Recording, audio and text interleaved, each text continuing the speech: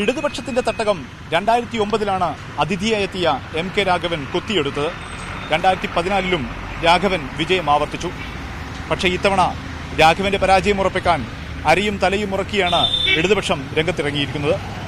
ജനകീയനായ സ്ഥാനാർത്ഥി പ്രദീപ് കുമാറിനെ തന്നെ മത്സരരംഗത്ത് ഇറക്കുകയും ചെയ്തു.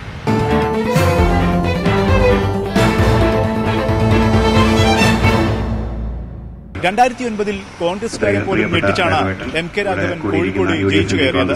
DYFI നേതാവ് മുഹമ്മദ് റിയാസിനെതിരെ 800 പരം വോട്ടുകൾക്ക് വിജയം. 2014 രാഘവൻ വിജയം ആവർത്തിച്ചു. മൂന്നാമത്തിനിറങ്ങുമ്പോൾ ശുഭപ്രതീക്ഷയിലാണ് കോഴിക്കോടാകെ നേട്ടം വിതച്ച വികസന നായകൻ വീണ്ടും വന്നേ. കൈപ്പത്തി ചിഹ്നം നെഞ്ചിലതേറ്റി ജനപ്രിയ നായകൻ വീണ്ടും വന്നേ. ഇല്ലാ കഥ പാടി വീമ്പ് പറയും ഇടതരെ പാടെ മാറ്റിടണം. ഇല്ലാ കഥ പാടി വീമ്പ് പറയും ഇടതരെ പാടെ മാറ്റിടണം. കോഴിക്കോടാകെ UDF സ്ഥാനാർത്ഥിയായി മത്സരിക്കുന്ന എനിക്ക് കൈപ്പത്തി അടയാളത്തിൽ വോട്ടിൽ രേഖപ്പെടുത്തണമെന്ന് വിനയപൂർവ്വം അപേക്ഷിക്കുകയാണ്. കഴിഞ്ഞ 10 വർഷക്കാലം ഞാൻ നിങ്ങളോടൊപ്പം ജീവിച്ച ഒരാളാണ്. ഞാനും എൻ്റെ ഓഫീസും കഴിഞ്ഞ 10 വർഷക്കാലം നാടിന്റെയും ജനങ്ങളുടെയും എല്ലാ വിഷയങ്ങളിലും പ്രശ്നങ്ങളിലും സജീവമായി ഇടപെട്ടവരാണ്. ചെയ്യാൻ കഴിയാവുന്ന കാര്യങ്ങൾ ചെയ്യാൻ ശ്രമിച്ചിട്ടുണ്ട്. എന്നെ കാണാൻ ആർക്കും വരാം, എന്റെ ഓഫീസിലും ആർക്കും വരാം. അതിൽ ജാതിയില്ല, മതമില്ല, കക്ഷി രാഷ്ട്രീയമില്ല. എല്ലാ പാർട്ടിക്കാരും എന്റെ വീട്ടിൽ ഒരാളുടെ ഓഫീസ് വരാറുണ്ട്, എന്നെ കാണാറുണ്ട്. കഴിയാവുന്ന കാര്യം ചെയ്തു കൊടുക്കാറുണ്ട്. അതുകൊണ്ടാണ് കോഴിക്കോട്ടെ ഞങ്ങളുടെ മനസ്സുകളിൽ കൈപ്പത്തി ചിഹ്നം നെഞ്ചിലതേറ്റി MK രാഘവൻ വീണ്ടും വന്നേ.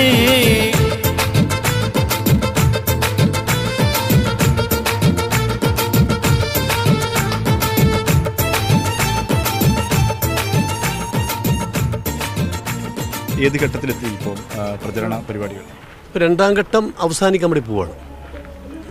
2 ദിവസം കഴിഞ്ഞാൽ മൂന്നാം ഘട്ടത്തിൽ കിടക്കുകയാണ്. ഈ 1-2 ഘട്ടങ്ങളിലെ പ്രചരണം ഏതായാലും UDF പ്രവർത്തനം ജനങ്ങളും അത് നെഞ്ചോട് ഏറ്റെടുത്ത് കഴിഞ്ഞു. ഇപ്പം ജനങ്ങൾ ഏറ്റെടുത്ത പ്രചരണമായി മാറി. കാരണം ഈ മണ്ഡലത്തിലെ ജനങ്ങളുടെ ഒരു പൊതു സ്വഭാവമുണ്ട്. അവർ നല്ലതിന് അനുകൂലിക്കുന്നവരാണ്. ആ കാര്യങ്ങൾ വെച്ചുകൊണ്ട് തന്നെ അവർ തെരഞ്ഞെടുപ്പ് രംഗത്ത് ആര് ജയിക്കണമെന്ന് അവർ തീരുമാനമെടുത്ത് കഴിഞ്ഞു. അങ്ങനെ ആർക്കും കോഴിക്കോട് ജനങ്ങളെ സ്വാധീനിക്കാൻ കഴിയില്ല. വളരെ പ്രബുദ്ധരാണ് കോഴിക്കോട് ജനങ്ങൾ. വൈവിധമായ പാരമ്പര്യമുള്ള കോഴിക്കോടാണ്, പൈതൃകമുള്ള കോഴിക്കോടാണ്. ആ ജനങ്ങളെ കബളിപ്പിക്കാൻ ആർക്കും കഴിയില്ല, ജനങ്ങളെ ഘടിപ്പിക്കാനും കഴിയില്ല. മോഡി ഭരണത്തിൻ ദുരിതകാലം മാറ്റിടുവാനായി വോട്ടേകണേ. മാറ്റം വിതച്ചൊരു പൊന്നുമുത്തേ. 9 കണ്ണൂരിൽ നിന്ന് അതിഥിയേറ്റാണ് രാഘവൻ ചെയ്യുന്നത്. പക്ഷേ പിന്നീട് 2 തവണയും ജനങ്ങൾ നെഞ്ചേറ്റുന്ന രീതിയിലുള്ള പ്രകടനം. 3-ാം തവണ അംഗത്തിന് ഇറങ്ങുന്ന സമയത്ത് കഴിഞ്ഞ കാലത്ത് ഈ 10 വർഷം ജനങ്ങൾ എങ്ങനെയാണ് നോക്കിക്കാണുന്നത്, എങ്ങനെയാണ് വിലയിരുത്തിയത്? 3-ാം തവണ ഇപ്പോൾ ജനങ്ങളെ കണ്ട സമയത്ത് എങ്ങനെയാണ്? ഞാൻ 10 വർഷം ജനങ്ങളുടെ കൂടെയായിരുന്നു, ഒപ്പമായിരുന്നു. ഞാൻ 24/7 എല്ലാ കാര്യങ്ങളിലും. ഞാൻ പലപ്പോഴും ഞാൻ പാർട്ട് ടൈം MP അല്ല. പാർട്ട് ടൈം MPമാർ കുറേ ഉണ്ട്, എല്ലാവർക്കും അറിയാം. ഞാൻ ഫുൾ ടൈം MP ആണ്. ഞാൻ ഈ കോഴിക്കോട്ടുള്ള ഓരോ വിഷയങ്ങളിലും ജനകീയ സാമൂഹ്യ വികസന വിഷയങ്ങളിൽ ഞാൻ എന്നും ഇടപെടുന്ന ആളാണ്. ഞാനും എൻ്റെ ഓഫീസും. എൻ്റെ ഓഫീസിൽ വന്നു പോകുന്ന ഒരാൾ ഇന്ന് വരും പരാതി പറഞ്ഞിട്ടില്ല. കഴിയാവുന്ന കാര്യം മാന്യമായി വിളിച്ചിരുത്തി ഞങ്ങൾ കാര്യങ്ങൾ ചെയ്തു കൊടുക്കാറുണ്ട്. അവിടെ ജനമനസ്സുകളിൽ ഞങ്ങളെക്കുറിച്ചൊരു അഭിപ്രായം അവർക്കുണ്ട്. ആ അഭിപ്രായം നിലനിൽക്കുന്നുണ്ട്. അവരാണ് തീരുമാനം എടുക്കേണ്ടത്. അവർ തീരുമാനം ഏറെക്കുറെ എടുത്തു കഴിഞ്ഞിരിക്കും. മാറ്റം വിതച്ചൊരു പൊന്നുമുത്തേ MK രാഘവന് വോട്ടേകണേ. ജനങ്ങൾക്ക് ഭയങ്കര സ്വീകാര്യനായ ആളെന്നാണ് രാഘവേട്ടനെ കുറിച്ച് പറയുന്നത്. രാഘവേട്ടൻ എന്നുള്ള പേര് തന്നെ, ആ വിളിപ്പേര് തന്നെ അങ്ങനെ വന്നിരിക്കുകയാണ്. എളുപ്പത്തിൽ രാഘവേട്ടനെ കാണാൻ പറ്റും, തൊടാൻ പറ്റും എന്നുള്ളത് അത് വലിയ രീതിയിൽ സഹായം ചെയ്യും എന്ന് തന്നെ വിശ്വസിക്കുന്നുണ്ട്. ഒരു സംശയമില്ല. ഞാൻ ഒറ്റ ഉദാഹരണം പറയാം. കോഴിക്കോട് വേറെ 4 MPമാരുണ്ട്. എന്നെ കാണും പോലെ എന്നോട് സംസാരിക്കും പോലെ, എൻ്റെ ഓഫീസിൽ വരുന്ന പോലെ, ഏത് രാത്രിയും വിളിക്കാൻ പറ്റും പോലെ നിങ്ങൾക്ക് ആർക്കെങ്കിലും അവർ വിളിക്കാൻ പറ്റുമോ, കാണാൻ പറ്റുമോ? ഒരിക്കലും കഴിയില്ല. ഞാൻ ജനത്തോടൊപ്പമാണ്. അവരാണ് എൻ്റെ എല്ലാ തീരുമാനത്തിനും ആളുകൾ. അപ്പോൾ അവരുടെ കൈകളിലാണ് എല്ലാ കാര്യങ്ങളും. അവർക്ക് കൃത്യമായി ബോധ്യമുണ്ട്. ഒരു വിഷയം വന്നാൽ ആരെ പോയിക്കോണം കൃത്യമായിട്ട് അറിയാം. അത് കക്ഷി രാഷ്ട്രീയമില്ല, ജാതി മതമില്ല. എല്ലാ പാർട്ടിക്കാരും വരാറുണ്ട്. അതാ ഞാൻ പറഞ്ഞു, എല്ലാ പാർട്ടിക്കാരും വരാറുണ്ട്. അതിൽ CPM ഇല്ല, BJP എല്ലാവരും വരാറുണ്ട് എന്നെ കാണാൻ. ഈ പാവം ഭാരത മക്കളെ കാര്യം ഇന്ന് നോക്കാൻ മോഡിക്ക് ഉണ്ടോ നേരം? ദുരിത ഭരണം മാറ്റാൻ വോട്ടേകണേ MK രാഘവന്. കേന്ദ്രത്തിൽ കോഴിക്കോട് ഇഞ്ചോടിഞ്ച് പോരാട്ടം നടക്കുന്നതിനിടെയാണ് UDF സ്ഥാനാർത്ഥി MK രാഘവൻ ഒളിക്യാമറ വിവാദത്തിൽ കുടുങ്ങിയത്. മാധ്യമങ്ങൾക്ക് മുമ്പിൽ പൊട്ടിക്കരഞ്ഞും ഒപ്പം പോലീസ് ചോദ്യം ചെയ്യാനും എത്തിയതെല്ലാം വലിയ വാർത്തയാവുകയും ചെയ്തു. മാറ്റാൻ വോട്ടേകണേ MK രാഘവന്. നടത്തുന്ന വ്യക്തിപര രീതിയിൽ ആക്രമണം നടക്കുന്നു. ഇത് ഏതെങ്കിലും തരത്തിൽ വേദന ഉണ്ടാക്കുന്നുണ്ടോ? അങ്ങനെ ഇപ്പം വ്യക്തിഹത്യയേ ഉള്ളൂ. നാളെ അതുപോലെ ചെയ്യുമെന്ന് പറയാൻ പറ്റില്ല. എങ്ങനെ പറയാൻ പറ്റും? നാളെ ഒരു ജയത്തിന് വേണ്ടി എന്നെ കൊന്നു കഴിഞ്ഞാൽ ബൈലക്ഷനെ വരൂ. അപ്പോൾ അതുപോലും ചെയ്യാൻ മടിക്കാത്തവരാണ് ചില ആളുകൾ. ഞാൻ എല്ലാ CPM-കാരും പറയില്ല.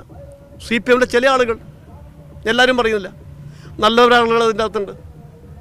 കൊല്ലാൻ പോകുന്ന ആളുകൾ അതിൻ്റെ അകത്തുണ്ട്. കൊല്ലാൻ ലീഡർഷിപ്പ് എടുക്കുന്നവർ അതിൻ്റെ അകത്തുണ്ട്. അപ്പോൾ എന്നെ ഇപ്പം വ്യക്തിഹത്യ നടത്തി എന്നെ തടത്താനാണെങ്കിൽ അത് നടക്കില്ല. അപ്പോൾ പിന്നെ അവർക്ക് മാർഗം എന്താ? വേറെ മാർഗം നോക്കേണ്ടി വരും. അപ്പം ഞാൻ പറഞ്ഞത് CPM സ്വീകരിക്കുന്ന ഈ രാഷ്ട്രീയ ലൈൻ അവരുടെ പരാജയത്തിന് മാത്രമേ ഉതകൂ. സംശയം വേണ്ട.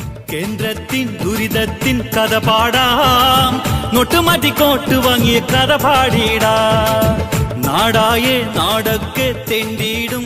പ്രദീപ് കുമാർ രംഗത്തിറക്കി രാഘവന്റെ ജനകീയത പിടിക്കാനാണ് ഇപ്പം CPM LDF ഒക്കെ ശ്രമിക്കുന്നത്. അതിനെങ്ങനെ നേരിടാൻ പറ്റും ഈ ജനകീയത? ഞാൻ പറഞ്ഞല്ലോ, 3-ാം തവണയാണ് ഞാൻ മത്സരിക്കുന്നത്. ഈ തെരഞ്ഞെടുപ്പ് ഒരു ചരിത്ര വിജയമായിരിക്കും, ഒരു സംശയം വേണ്ട. നമുക്ക് മെയ് 23-ന് രാവിലെ 12 മണിക്ക് കാണാം. അപ്പോൾ എല്ലാവർക്കും ബോധ്യമാവും. രാഹുൽ തരംഗവും ഉണ്ടാവും അവിടെ. അതിന്റെ ഒരു തരംഗം ഒരു സംശയമില്ല. കേരളത്തിലെ മുഴുവൻ മണ്ഡലങ്ങളിലും രാഹുൽ തരംഗമുണ്ട്. കാരണം അവരെല്ലാം ആഗ്രഹിക്കുന്നത് ദേശീയ തലത്തിൽ ഗവൺമെന്റ് ഉണ്ടാക്കുമ്പോൾ പ്രധാനമന്ത്രി കേരളത്തിൽ ഉണ്ടാകണമെന്ന് ആഗ്രഹിക്കുന്നത് അത് രാഹുൽ ഗാന്ധിയാണ്. അതുകൊണ്ട് കേരളത്തിലെ എല്ലാ മണ്ഡലങ്ങളിലും വോട്ടർമാർ ഇതിന് അനുകൂലമായി നിൽക്കുകയാണ്. അപ്പം സ്വാഭാവികമായും അതിൻ്റെ ഒരു തരംഗത്തിന്റെ ഭാഗം കോഴിക്കോടും കാണും, സംശയമില്ല. വോട്ടേകാം വോട്ടേകാം UDF-നായി വോട്ടേകിടാം. പൊൻചിഹ്നം പ്രിയ ചിഹ്നം. കഴിഞ്ഞ 10 വർഷക്കാലം മണ്ഡലത്തിൽ നടപ്പാക്കിയ വികസന പദ്ധതികളെ കുറിച്ച് MK രാഘവൻ ജനങ്ങളോട് വിശദീകരിക്കുന്നു. ഒപ്പം ഇനി തെരഞ്ഞെടുക്കപ്പെടുകയാണെങ്കിൽ താൻ ചെയ്യാൻ പോകുന്ന വികസന പദ്ധതികൾ, ഇക്കാര്യങ്ങളെല്ലാം വിശദീകരിക്കുന്നു. ഒപ്പം ഇപ്പോൾ ഉയർന്നു വന്നിരിക്കുന്ന ആരോപണങ്ങൾക്കെതിരെയുള്ള കൃത്യമായ മറുപടിയും MK രാഘവൻ ഈ പൊതുയോഗങ്ങളിൽ ജനങ്ങളുമായി സംസാരിക്കുന്നുണ്ട്.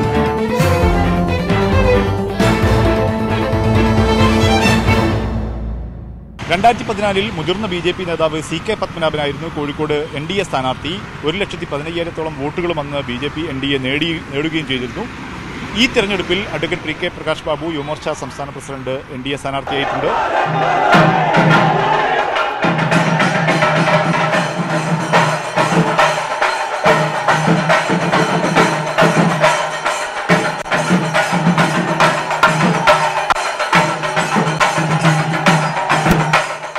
പോരാട്ടം ആത്മാഭിമാനത്തിന്റെ പോരാട്ടമാണ്. ആ പോരാട്ടം 1 രൂപയുടെയും അഴിമതിയുടെ പോരാട്ടമല്ല, ആരുടെയും സ്പോൺസർഷിപ്പിലുള്ള പോരാട്ടമല്ല. നമ്മുടെ അഭിമാനത്തിന്റെ പോരാട്ടമാണ്, കോഴിക്കോടിന്റെ പോരാട്ടമാണ്. അതിന് നിങ്ങൾ എല്ലാവരും ഒരുമിച്ചുണ്ടാകണമെന്ന് മാത്രം അഭ്യർത്ഥിച്ചുകൊണ്ട് നിർത്തുന്നു. വന്ദേ മാതരം.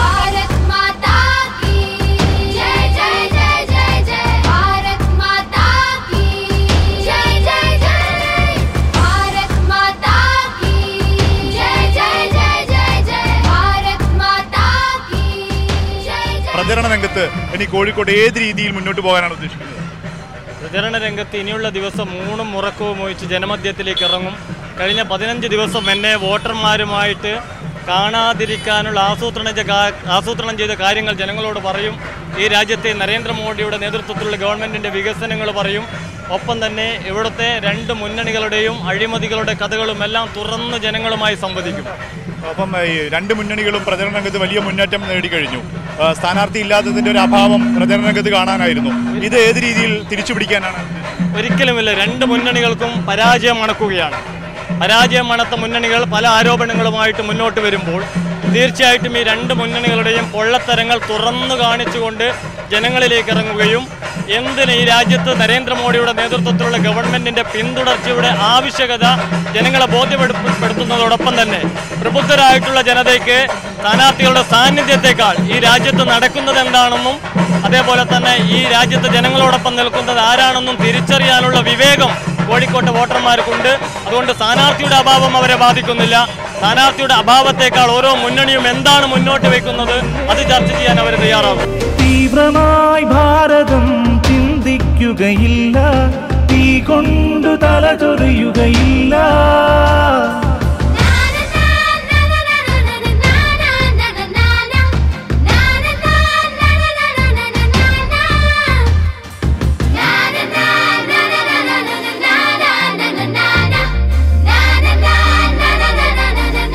CPM മുന്നോട്ട് വെക്കുന്ന ഒരു ആരോപണം BJPയുടെ വോട്ട് UDFന് മറയ്ക്കാൻ വേണ്ടി തീരുമാനിച്ചിട്ടുണ്ട്. അത്തരത്തിലൊരു വോട്ട് കച്ചവടം കോഴിക്കോട് തീരുമാനിച്ചിട്ടുണ്ട്. ആ ആരോപണത്തെ എങ്ങനെയാണ്? അല്ല, CPIMന്റെ ഇത്തരത്തിലുള്ള അർത്ഥശൂന്യമായിട്ടുള്ള പ്രസ്താവനകളെയും അതേപോലെ തന്നെ ഞങ്ങൾ മുഖവിലേക്ക് എടുക്കുന്നില്ല. കാരണം മത്സരിക്കുന്നതിന് മുമ്പേ പരാജയം സംബന്ധിച്ച സംസ്ഥാന സെക്രട്ടറിയുടെ ഭാഷ്യങ്ങൾക്ക് പുല്ലുവലിയ ജനങ്ങൾ കൽപ്പിക്കുകയുള്ളൂ. കാരണം അവർ പറഞ്ഞിട്ടുള്ളത് ഈ കോഴിക്കോട് ഞങ്ങൾ കോൺഗ്രസിനെ സഹായിക്കുന്നു എന്നുള്ളതാണ്. എന്ന് പറഞ്ഞാൽ കേരളത്തിലെ 4 മണ്ഡലങ്ങളിൽ കോലീബി സഖ്യം എന്ന് പറയുമ്പോൾ ആ 4 മണ്ഡലങ്ങളിലും മത്സരിക്കുന്നതിന് മുമ്പേ പരാജയം സമ്മതിച്ചു. അതാണല്ലോ അതിൽ നിന്ന് നമുക്ക് വ്യക്തമാക്കുന്നത്. മത്സരിക്കുന്നതിന് മുമ്പേ പരാജയം സമ്മതിക്കുന്ന കുറ്റസമ്മതമൊഴിയെ അത്ര കാണാൻ പറ്റുള്ളൂ. അതിനെ വരും ദിവസങ്ങളിൽ എങ്ങനെയായിരിക്കും? വീടുകൾ കയറാനൊന്നും ഇനി സമയമല്ലല്ലോ. ഇനി പൊതുയോഗങ്ങളാണോ റോഡ് ഷോകളാണോ എന്താണ്? ഇനിയുള്ള ദിവസങ്ങളിൽ എല്ലാ മണ്ഡലങ്ങളിലും പരമാവധി ബൂത്ത് അടിസ്ഥാനത്തിലുള്ള വോട്ടർമാരുടെ സ്വീകരണ കേന്ദ്രങ്ങളിലും അവർ സമ്പർക്കത്തിലൂടെയും കാണാൻ ശ്രമിക്കും. കേരളത്തിൻ്റെ മുഴുവൻ ഭാഗങ്ങളിൽ നിന്നുമുള്ള യുവമോർച്ചയുടെ സ്ക്വാഡുകൾ കോഴിക്കോട് പാർലമെന്റ് മണ്ഡലത്തിലേക്ക് ഇറങ്ങും. പരമാവധി വീടുകളിലേക്ക് ഞങ്ങൾ സന്ദേശങ്ങൾ എത്തിക്കും. 1.25 ലക്ഷത്തോളമായിരുന്നു കഴിഞ്ഞ തവണ വോട്ട് ലഭിച്ചിരുന്നത് കഴിഞ്ഞ പാർലമെന്റ് തെരഞ്ഞെടുപ്പിൽ. ഇത് തവണ എത്ര ശതമാനം വർദ്ധിക്കും? ഇല്ല, ഞങ്ങൾ വർധനവല്ല, ഞങ്ങളുടെ ഭൂരിപക്ഷം എത്രയാണെന്നുള്ള ഞങ്ങളെ സംബന്ധിച്ചിടത്തോളം പ്രശ്നം. കാരണം 1,85,000 വോട്ട് BJPക്ക് കഴിഞ്ഞ അസംബ്ലി തെരഞ്ഞെടുപ്പിന്റെ ഭാഗമായിട്ട് ഇവിടെയുണ്ട്. 1,85,000 വോട്ട് എന്ന് പറഞ്ഞാൽ ഓരോ 5 വർഷം കൂടുന്തോറും ഇരട്ടിക്കുകയാണ് BJPയുടെ വോട്ടിംഗ് പാറ്റേൺ. അങ്ങനെ നോക്കുമ്പോൾ ഞങ്ങളുടെ ഭൂരിപക്ഷത്തെക്കുറിച്ച് മാത്രമേ കോഴിക്കോടിന് ചർച്ചയുള്ളൂ. അട്ടിമറി വിജയം കോഴിക്കോട് നേടും. 2 തവണ UDF പിടിച്ചടക്കിയ കോഴിക്കോട് മണ്ഡലം ഇത്തവണ തിരിച്ചു പിടിക്കണമെന്ന ഉറച്ച നിലപാടിലാണ് LDF. CPM അതിനുവേണ്ടി തന്നെയാണ് ഏറെ ജനപ്രിയനായ MLA A. പ്രദീപ് കുമാറിനെ മത്സരരംഗത്തിറക്കിയത്. വലിയ മത്സരം തന്നെ കോഴിക്കോട് പ്രദീപ് കുമാറിന്റെ രംഗപ്രവേശനത്തിലൂടെ ഇപ്പോൾ നടക്കുകയാണ്. പ്രദീപ് കുമാറിന്റെ പ്രചരണ പ്രവർത്തനങ്ങളിൽ ഒക്കൊപ്പമാണ് നമ്മൾ ഇപ്പോഴുള്ളത്. നെഞ്ചിലുയരും വീർപ്പുമായി ഇടറാത്ത ചങ്കുറപ്പുമായി, നെഞ്ചിലുയരും വീർപ്പുമായി ഇടറാത്ത ചങ്കുറപ്പുമായി, കോഴിക്കോടിൻ മണ്ണിലെ കേളി കേട്ട മണ്ണില് കേമരായ സാരഥി കീർത്തി. സ്ഥാനാർത്ഥിയുടെ സന്ദേശവും അഭ്യർത്ഥനയൊക്കെ ജനങ്ങളിൽ വോട്ടർമാരിൽ എത്തിക്കാനുള്ള ഒരു ദൗത്യം നിങ്ങൾ ഓരോരുത്തരും സ്ഥാനാർത്ഥി എന്ന ഒരു ഉത്തരവാദിത്വത്തോടു കൂടെ ആ ദൗത്യം നിങ്ങൾ ഏറ്റെടുത്ത് എന്നെ സഹായിക്കണം എന്നാണ് എനിക്ക് അഭ്യർത്ഥിക്കാനുള്ളത്. ഈ തെരഞ്ഞെടുപ്പിനെ ഇടതുപക്ഷ ജനാധിപത്യ മുന്നണി കാണുന്നത് ഇന്ത്യയിൽ ഇന്ന് അധികാരത്തിലിരിക്കുന്ന വർഗീയവാദികളുടെ ഭരണത്തിന് വിരാമമിട്ട് നമ്മളെല്ലാവരും ആഗ്രഹിക്കുന്നത് പോലെ എല്ലാ മനുഷ്യരെയും സമഭാവനയോടെ കാണുന്ന ഒരു മതനിരപേക്ഷ ഗവൺമെന്റ് ഇന്ത്യയുടെ അധികാരത്തിൽ വരുന്നതിനുള്ള ഒരു സന്ദർഭമായിട്ടാണ് ഇലക്ഷനെ കാണുന്നത്. അങ്ങനെ ഒരു മതേതര സർക്കാരിനെ കൊണ്ടുവരാനുള്ള രാഷ്ട്രീയ പോരാട്ടമാണ് ഇടതുപക്ഷ ജനാധിപത്യ മുന്നണി ഈ തെരഞ്ഞെടുപ്പിൽ നടത്തുന്നത്. പ്രദീപ് കുമാർ ഞങ്ങൾ ജയിച്ചു വരും, കുതിച്ചു വരും, ഞങ്ങൾ ജയിച്ചു വരും, കുതിച്ചു വരും, ഞങ്ങൾ അണിയായി മുന്നേറി വരും, ഞങ്ങൾ അണിയായി മുന്നേറി വരും. കോൺഗ്രസിന്റെ ഒഫീഷ്യൽ സ്പോക്സ്മാൻ, ഔദ്യോഗിക വക്താവ് ടോം വടക്കൻ, അദ്ദേഹം കഴിഞ്ഞ ദിവസമാണ് ഒരു MP സ്ഥാനം കിട്ടിയില്ല എന്ന് പറഞ്ഞ്, പാർലമെന്റിൽ മത്സരിക്കാൻ സ്ഥാനം കിട്ടിയില്ലെന്ന് പറഞ്ഞ് അദ്ദേഹം കോൺഗ്രസിനെയും മതേതരത്വമൊക്കെ കുപ്പായി ഊരിവെക്കുന്ന ലാഘവത്തോട് ഉപേക്ഷിച്ചിട്ട് നേരെ BJP പോയി ചേർന്നു. ആ വർഗീയ പാർട്ടിയോടൊപ്പം ചേർന്നു. KV തോമസ് 7 തവണ MP-യും കേന്ദ്രമന്ത്രിയൊക്കെ ആയിരുന്നയാളാണ്. കോൺഗ്രസിന്റെ തലമുതിർന്ന നേതാവാണ്. ഇത്തവണ സീറ്റ് ലഭിക്കാതെ വന്നപ്പോൾ പത്രക്കാർ ചോദിച്ചു, അല്ല BJP-യിലേക്ക് പോകുന്നുണ്ടോ? ഞാൻ നാളെ ആലോചിച്ച് പറയാം, ഇപ്പൊ പറയാൻ കഴിയില്ല എന്ന് പറഞ്ഞു. ഇതാണ് ഇവരുടെ നിലപാട്. എത്ര മുൻ PCC പ്രസിഡന്റുമാർ, എത്ര മുൻ മുഖ്യമന്ത്രിമാർ, മറ്റു സംസ്ഥാനങ്ങളിലുള്ള കേന്ദ്രമന്ത്രിമാർ, ഇവരെല്ലാം BJP-യിലേക്ക് പോയില്ലേ, കോൺഗ്രസിന്റെ നേതാക്കന്മാരായിരുന്നവർ. അപ്പൊ അത്രമേൽ ദുർബലമാണ് കോൺഗ്രസിന്റെ മതനിരപേക്ഷ നിലപാട്. കോൺഗ്രസിന് അനുകൂലമായി കൊടുക്കുന്ന വോട്ട് ഒരിക്കലും മതനിരപേക്ഷതയ്ക്ക് ഉള്ള അടിയുറച്ച വോട്ടല്ല. ഈ കോഴിക്കോട് പട്ടണം ഇടതുപക്ഷ തട്ടകം, ഈ കോഴിക്കോട് പട്ടണം ഇടതുപക്ഷ തട്ടകം, മതേതരത്വ പൂവനം മതസൗഹാർദ്ദത്തിൻ പൂമണം, മതേതരത്വ പൂവനം മതസൗഹാർദ്ദത്തിൻ പൂമണം. കുന്നമംഗലം നിയോജകമണ്ഡലത്തിൽ അദ്ദേഹത്തിന്റെ പ്രചരണ പൊതുയോഗമാണ് ഇപ്പോൾ നടന്നുകൊണ്ടിരിക്കുന്നത്. അറബിക്കടലിൻ അലകളിൽ ഇൻകുലാബിൻ വിളികളായി സ്നേഹത്തിന്റെ നഗരമിൽ സാഹോദര്യത്തേനുമായി, സ്നേഹത്തിന്റെ നഗരമിൽ സാഹോദര്യത്തേനുമായി ഇടതു മുന്നണി ഞങ്ങൾ ജയിച്ചു വരും, കുതികുതിച്ചു വരും, ഞങ്ങൾ ജയിച്ചു വരും. വലിയ രാഷ്ട്രീയ വിഷയങ്ങൾ ചർച്ച ചെയ്യുന്ന ഒരു തെരഞ്ഞെടുപ്പാണല്ലോ. എന്ത് രാഷ്ട്രീയമാണ് മണ്ഡലത്തിലെ ജനങ്ങളോട് പറയുന്നത്? ഈ തെരഞ്ഞെടുപ്പിൽ പ്രധാനമായിട്ടും അതിൻ്റെ മുഖ്യമായ രാഷ്ട്രീയം എന്ന് പറയുന്നത് BJP-യുടെ ഈ വർഗീയ സർക്കാരിന് അധികാരത്തിൽ നിന്ന് പുറത്താക്കുക എന്നുള്ളതാണ്. പകരം ഒരു മതനിരപേക്ഷ ഗവൺമെൻറ് കേന്ദ്രത്തിൽ അധികാരത്തിൽ വരണം. അതിനുള്ളൊരു രാഷ്ട്രീയ പോരാട്ടമായിട്ടാണ് LDF ഈ തെരഞ്ഞെടുപ്പിനെ കാണുന്നത്. അപ്പോൾ BJP ഗവൺമെൻറ്റിന് ഇനിയൊരു നിമിഷം പോലും നമുക്ക് ഉറപ്പിക്കാൻ പറ്റാത്ത സാഹചര്യമാണ്. 5 വർഷത്തെ ഭരണം കൊണ്ട് അവർ വലിയ മാരകമായിട്ടുള്ള പ്രഹരം നമ്മുടെ സാമൂഹ്യ ജീവിതത്തിൽ ഏൽപ്പിച്ചിട്ടുണ്ട്. ഇതേ രാഷ്ട്രീയം തന്നെയാണ് UDF സ്ഥാനാർത്ഥിയും മുന്നോട്ട് വെക്കുന്നത്. എങ്ങനെയാണ് അതിനെ നേരിടുന്നത്? അല്ല, UDF സ്ഥാനാർത്ഥിക്ക് അതേ രാഷ്ട്രീയം മുന്നോട്ട് വെക്കാം. പക്ഷേ അതിൻ്റെ ഇപ്പോൾ സമുന്നതനായ നേതാവ് തന്നെ BJP-ക്കെതിരെയുള്ള യുദ്ധം ഉപേക്ഷിച്ചിട്ട് ഇവിടെ വന്നിരിക്കുകയല്ലേ. കേരളത്തിൽ LDF-നെതിരെ മത്സരിക്കാനാണല്ലോ ഇപ്പോൾ രാഹുൽ ഗാന്ധി പോലും വന്നത്. സത്യത്തിൽ BJP-ക്കെതിരെയുള്ള യുദ്ധം അത്ര ശക്തമായിട്ട് നടത്തുകയാണെങ്കിൽ കർണാടകയിൽ BJP മത്സരിക്കുന്ന ഒരു സീറ്റിൽ അദ്ദേഹത്തിന് ഒരു സെക്കൻഡ് ഓപ്ഷൻ സൗത്ത് ഇന്ത്യയിലെ ഒരു സീറ്റ് എന്ന നിലയിൽ ആലോചിക്കുന്നുണ്ടെങ്കിൽ അങ്ങനെയല്ലേ ചെയ്യേണ്ടിയിരുന്നത്. ഒന്നതാണ്. രണ്ടാമത്തത്, ഈ ഞങ്ങൾ ജനങ്ങളോട് പറയുന്നത് ഈ അവരുടെ ജനങ്ങളുടെ ഇപ്പോൾ കോൺഗ്രസിന് തന്നെ പാരമ്പര്യമായി വോട്ട് ചെയ്യുന്ന ആൾക്കാരുടെ അവർ ആത്മാർത്ഥമായിട്ട് മതേതരത്വ നിലപാടിനാണ് വോട്ട് ചെയ്യുന്നതെങ്കിൽ ഇത്തവണ ഇടതുപക്ഷത്തിന് ചെയ്യണം, അവരുടെ വോട്ട് പാഴായി പോകാതിരിക്കാൻ. കാരണം അപ്പുറത്ത് ചെയ്താൽ ഇത് പാഴായി പോകില്ല എന്നുള്ളതിന് ഒരു ഉറപ്പില്ല. വയനാട്ടിൽ രാഹുൽ ഗാന്ധിയുടെ വരവ് തൊട്ട അയൽ ജില്ലകളിലൊക്കെ വലിയൊരു പ്രതീതി ഉണ്ടാക്കണമെന്നൊക്കെയാണ് UDF-ന്റെ അവകാശവാദം. അങ്ങനെ എന്തെങ്കിലും ഒരു മുൻകൈ അവർക്ക് രാഹുലിന്റെ വരവ് കോഴിക്കോടുണ്ട്? ഒരിക്കലുമില്ല. മാത്രമല്ല, രാഹുലിൻ്റെ വരവ് ഒരു വളരെ ദയനീയമായ ചിത്രമായി മാറി. വളരെ സ്വാഭാവികമായിട്ട് അദ്ദേഹം വന്നിരുന്നെങ്കിൽ അതിൻ്റെ ഒരു സാധ്യതയെങ്കിലും ഉണ്ടാവുമായിരുന്നു. അദ്ദേഹം ഇപ്പോൾ വരുന്നതോടുകൂടി ഇന്ത്യൻ രാഷ്ട്രീയത്തിൽ ഇപ്പോൾ BJP-യും കോൺഗ്രസുമാണ് നേർക്കുനേർ നിൽക്കുന്നതെന്ന് അവർ അവകാശപ്പെടുന്നുണ്ടല്ലോ. കോൺഗ്രസിൻ്റെ രാഷ്ട്രീയ ആയുധത്തിൻ്റെ ഈ തെരഞ്ഞെടുപ്പ് ഓരോ തരം രാഷ്ട്രീയ ആയുധമാണ് ഉള്ളത്. ആ രാഷ്ട്രീയ ആയുധത്തിൻ്റെ മുനയൊടിയുന്ന നടപടിയാണ് സത്യത്തിൽ രാഹുൽ ഗാന്ധി വയനാട്ടിൽ മത്സരിച്ചതോടുണ്ടായത്. അപ്പോൾ ആ മുനയൊടിഞ്ഞ ആയുധവുമായിട്ടാണ് അവരിപ്പോൾ ഇനി യുദ്ധം നയിക്കുന്നു എന്ന് പറയുന്നത്. അത് കോൺഗ്രസിനെ ദുർബലാക്കുക. മതേതരത്വ പൂവനം മതസൗഹാർദ്ദത്തിൻ പൂമണം, മതേതരത്വ പൂവനം മതസൗഹാർദ്ദത്തിൻ പൂമണം. രാഹുൽ ഗാന്ധി എന്ത് സന്ദേശമാണ് നൽകുന്നത്? കോൺഗ്രസ് എന്ത് സന്ദേശമാണ് നൽകുന്നത്? BJP-ക്കെതിരെയുള്ള എല്ലാ കുന്തമുനകളും തിരിച്ചു വെക്കേണ്ട സമയത്ത് ഇങ്ങനൊരു നിലപാട് സ്വീകരിക്കുന്ന സമയത്ത്, അല്ലാതെ രാഹുൽ ഗാന്ധി ഇവിടെ വന്ന് മത്സരിച്ച് അതിനെ നേരിടാൻ പറ്റാഞ്ഞിട്ടല്ല അത് പറഞ്ഞത്. ഒന്നതാണ്. രണ്ടാമത്തത്, രാഹുൽ ഗാന്ധി ഇപ്പോൾ ഇവിടെ വന്നുപോയി എന്ന് നിങ്ങൾ മീഡിയാസൊക്കെ വലിയ പ്രാധാന്യത്തിൽ റിപ്പോർട്ട് ചെയ്തുകൊണ്ട് അങ്ങനെ വന്നുപോയി എന്നുള്ളൊരു ഫീലിംഗ് ഉണ്ടായി എന്നല്ലാതെ വേറൊന്നും ഇവിടെ ഉണ്ടായിട്ടില്ല. ഇവിടെ ആരും ഇപ്പോൾ അതിനെക്കുറിച്ച് ചിന്തിക്കുന്നില്ല. കേരളത്തിൽ 20 മണ്ഡലങ്ങളിൽ ഞങ്ങളുടെ 20 സ്ഥാനാർത്ഥികളെ 20 UDF സ്ഥാനാർത്ഥികളെ എതിരിടുന്നുണ്ട്. ആ 20 UDF സ്ഥാനാർത്ഥികളിൽ ഒരാൾ മാത്രമാണ് രാഹുൽ ഗാന്ധി. കോൺഗ്രസിൻ്റെ സ്ഥാനാർത്ഥി പോലുമല്ല അദ്ദേഹം. മറ്റിടത്ത് അദ്ദേഹം അമേത്തിയിൽ അദ്ദേഹം കോൺഗ്രസിൻ്റെ സ്ഥാനാർത്ഥിയാണ്. ഇത് UDF എന്ന് പറഞ്ഞ ലീഗും ഈ പറഞ്ഞ കേരള കോൺഗ്രസ് ഇതൊക്കെ കൂടെ ചേരുന്നൊരു സാധനത്തിൻ്റെ ആ ഒരു സംവിധാനത്തിൻ്റെ സ്ഥാനാർത്ഥിയാണ് ഇപ്പോൾ അദ്ദേഹം. അപ്പോൾ മാത്രമല്ല അദ്ദേഹത്തിൻ്റെ ഈ സാന്നിധ്യം എന്ന് പറയുന്നത് ആ വയനാട്ടിലെ 4 അതിരിനപ്പുറത്തേക്ക് ഒരു ഇമ്പാക്റ്റ് ഉണ്ടാക്കാൻ പോകുന്നില്ല.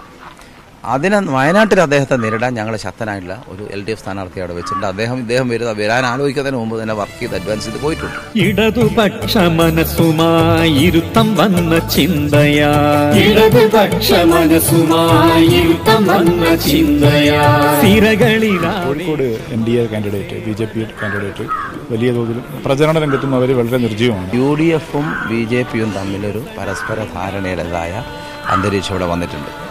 അത് ഇവിടെ മാത്രമാണോ, വേറെ ഇതൊക്കെ എത്ര മണ്ഡലങ്ങളിലുണ്ടെന്ന് അറിയില്ല. ഇവിടെ അത് വളരെ വളരെ ക്ലിയറാണ്. പിന്നെ UDFന് വളരെ പ്രതികൂലമാണ് ഇവിടുത്തെ സാഹചര്യം. UDFന് രക്ഷപ്പെടാൻ പറ്റാത്ത സാഹചര്യം. BJPയുടെ സഹായത്തോടെ എങ്ങനെയെങ്കിലും പിടിച്ചു നിൽക്കാനാവുമോ എന്നാണ് ഇപ്പോൾ അവർ നോക്കുന്നത്. കോഴിക്കോട്ടെ പ്രതിനിധി കാരുണ്യത്തിനുറവുമായി പ്രശ്ന സങ്കീർണങ്ങളിൽ ഓടിയെത്തും സഹായമായി. UDF സ്ഥാനാർത്ഥി കലാഖനെതിരെ ഏറ്റവും ഒടുവിലുണ്ടായിരിക്കുന്ന ഒരു ഒളിക്യാമറ വിവാദം ഉണ്ടല്ലോ, അത് മണ്ഡലത്തിൽ ഏത് രീതിയിലായിരിക്കും തെരഞ്ഞെടുപ്പിനെ ബാധിക്കുന്നത്? ഒരു സംഭവം അങ്ങനെ വന്നു. ഞങ്ങളത് ഇപ്പോൾ ഇലക്ഷൻ്റെ പ്രധാന ക്യാമ്പയിൻ്റെ ഭാഗമായിട്ടൊന്നും ഞാൻ സ്ഥാനാർത്ഥി എന്ന നിലയിൽ മറ്റുള്ളവർ പറയുന്നില്ല. പിന്നെ ഞങ്ങളെ ഇതൊന്നും അല്ലാതെ തന്നെ ഈ വിവാദത്തിൻ്റെ ഒന്നും ഒരു അകമ്പടിയില്ലാതെ ഞങ്ങൾക്ക് സുഖമായി ഇവിടെ ജയിച്ചു വരാവുന്ന സാഹചര്യം ഒന്ന്. രണ്ടാമത്തത്, ഇത് അവരുടെ ഭാഗത്തുനിന്ന് തന്നെ ഉണ്ടായിട്ടുള്ള സംഭവങ്ങളാണ്. പക്ഷേ UDFൻ്റെ നേതാക്കന്മാർ ഒരു വളരെ തെറ്റായ ഒരു കാര്യം ചെയ്തു. അവർ ഒരടിസ്ഥാനവും ഇല്ലാതെ ഇങ്ങനൊരു സംഭവം ഉണ്ടായപ്പോൾ അവർക്ക് പിടിച്ചു നിൽക്കാൻ CPMനെതിരെ ആക്ഷേപം പറഞ്ഞു. CPM ആണ് അതിൻ്റെ പിന്നിൽ, ഒരു തെളിവും വസ്തുതയില്ല. അതിന് ശക്തമായ മറുപടി ഞങ്ങളുടെ നേതാക്കന്മാർ പറഞ്ഞിട്ടുണ്ട്. അവർ പത്രസമ്മേളനം നടത്തി കാര്യങ്ങൾ വിശദീകരിച്ചിട്ടുണ്ട്. അപ്പോൾ അതുകൊണ്ട് അതിനപ്പുറത്ത് ആ കാര്യത്തെക്കുറിച്ച് എനിക്കൊന്നും പറയാനില്ല എന്നുള്ളതാണ്. അതിവിടെ ഈ തെരഞ്ഞെടുപ്പിൽ ഞങ്ങളെന്തായാലും ഞങ്ങളായിട്ട് അതിനെ ചർച്ചാ വിഷയമാക്കാനൊന്നും നോക്കുന്നില്ല. ജനങ്ങളിതെല്ലാം കേൾക്കുമ്പോൾ അവരെന്താണ് മനസ്സിലാക്കുന്നത് എന്നത് ജനങ്ങളുടെ റൈറ്റാണ് എന്നാണ്.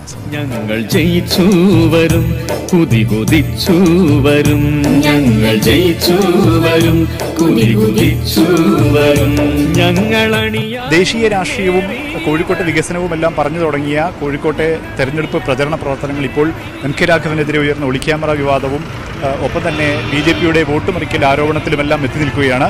ഏതായാലും കോഴിക്കോട്ടെ തെരഞ്ഞെടുപ്പ് രസം ഇവിടെ അവസാനിക്കുകയാണ്. രാത്രി വൈകിയും പ്രചരണമൊന്നും അവസാനിക്കാതെ സ്ഥാനാർത്ഥികൾ തെരഞ്ഞെടുപ്പ് പ്രചരണത്തിൽ മുന്നോട്ട് പോവുകയാണ്.